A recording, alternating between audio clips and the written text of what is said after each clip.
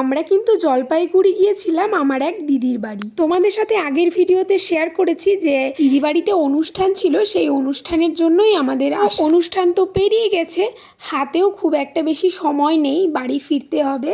তো আমরা যেদিন বাড়ি ফিরবো ওই ধরো সন্ধে 7টায় ট্রেন আছে। আমরা কিন্তু সেই দিন সকালবেলায় 9টা-10টার দিকে বেরিয়েছিলাম আশপাশটা একটু ঘুরবো বলে। তো এই যে দেখছো গাড়ির থেকে নামলাম, এটা কিন্তু লাটাগুড়ি ফরেস্টের মাঝ বরাবর কিন্তু গাড়ি থামানো হয়েছিল কিছু ছবি ভিডিও তুলবো জন্য। আর এখানে দেখো ছোট্ট মতো একটা ঝর্ণা টাইপ, এত আওয়াজ হচ্ছিল, পুরো মনে হচ্ছিল যে বড় কোনো ঝর্ণা আছে। তো পরে জানতে পারলাম, ড্রাইভার দাদা বললো যে এই জলটা নাকি পাহাড় থেকে নামছে, তাই এত আওয়াজ। বলতে এটা কিন্তু আমার চোখে দেখা প্রথম এত ঘন জঙ্গল, আমি আগে কখনো এমন জঙ্গল দেখিনি। আর এখানে নাকি হাতি, গন্ডার, চিতা এইসবও বেরোয় মাঝে সাঝে। তো আমরা এখানে গাড়ি থামিয়েছি দেখে দূর থেকে একজন ফরেস্ট অফিসার এসে আমাদের অ্যালার্ট করে দিয়ে গেল যে এই জায়গাটাতে বেশিক্ষণ না থামতে। তো আমরা তাদের কথা শুনে তাড়াতাড়ি করে গাড়িতে উঠে পড়লাম।